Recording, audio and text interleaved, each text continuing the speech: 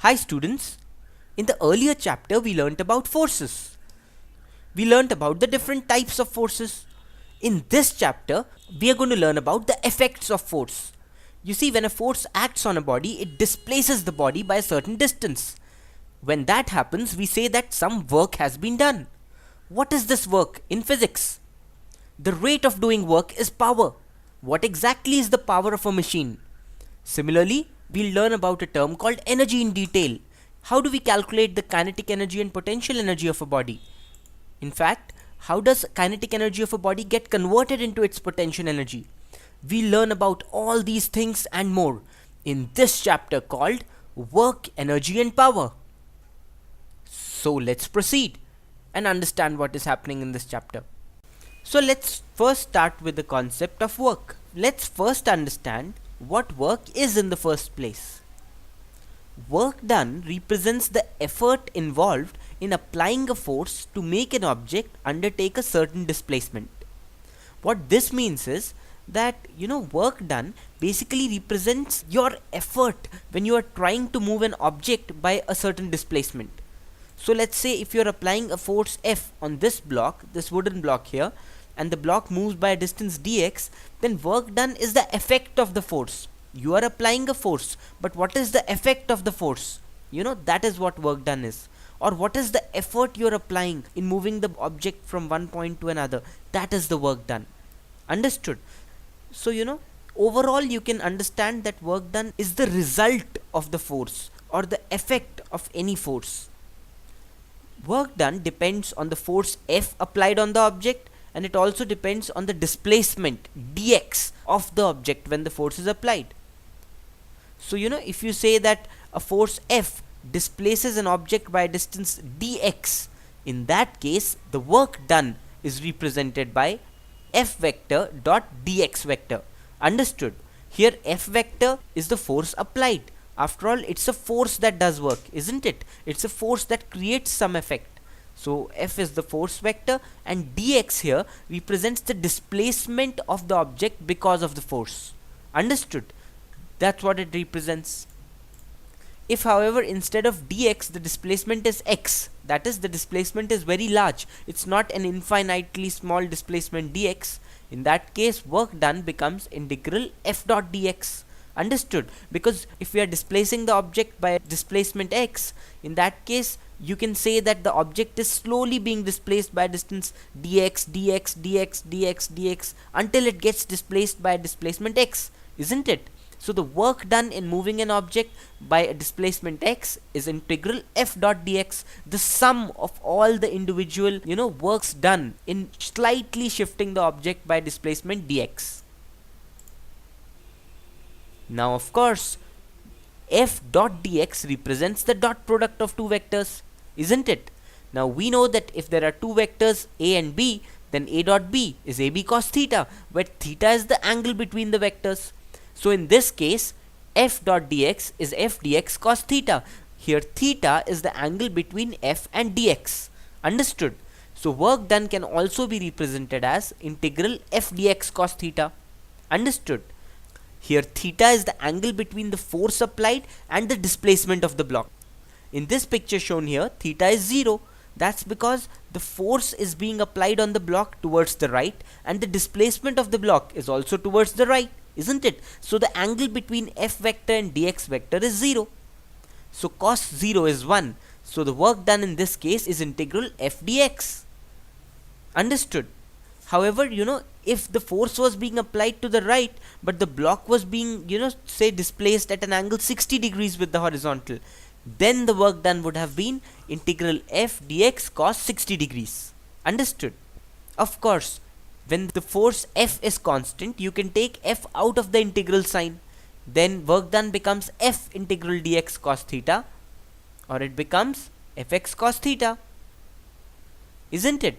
So in this case, for example, the work done by the force F in displacing this wooden block to the right by displacement x is Fx cos 0, or F into x. Understood? So there you go. When force is constant, work is force into displacement into cos of the angle between the force and the displacement. Take a look at this force, for example, which is being applied at an angle theta with the horizontal. The block moves by a displacement x, like this. In this case, the work done by this constant force F is F into x into cos theta. Understood? So work done by a constant force is Fx cos theta.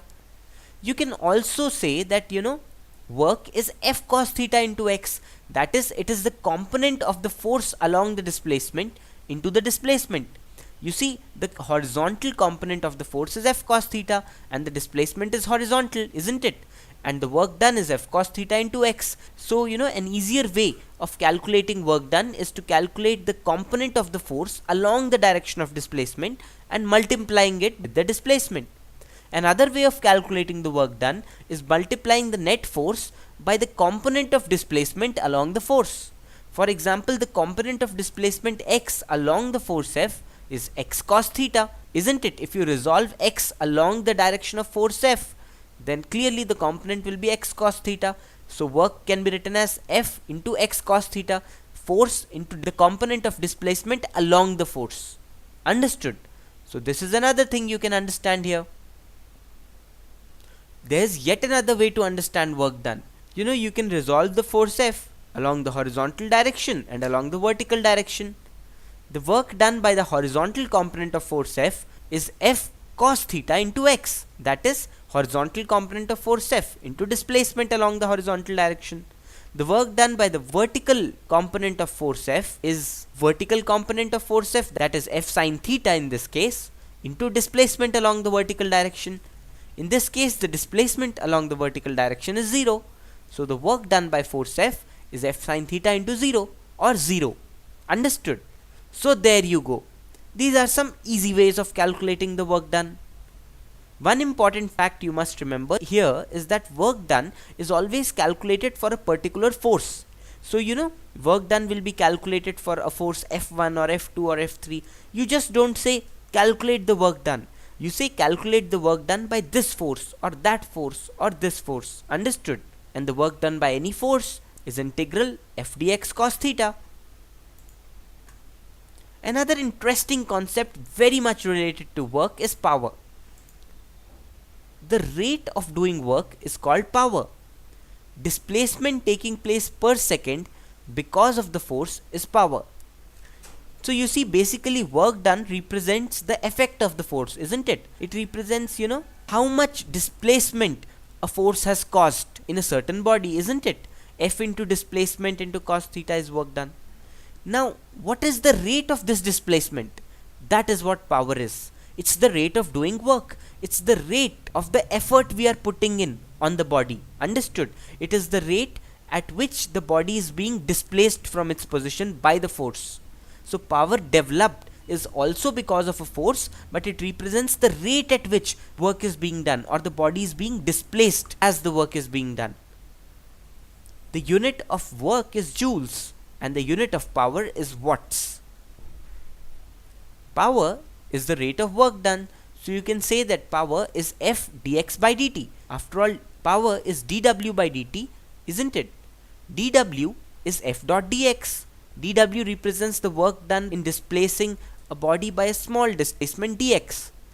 dw by dt is therefore F dot dx by dt. But dx by dt represents rate of displacement of the body along the x-axis. So it is the velocity.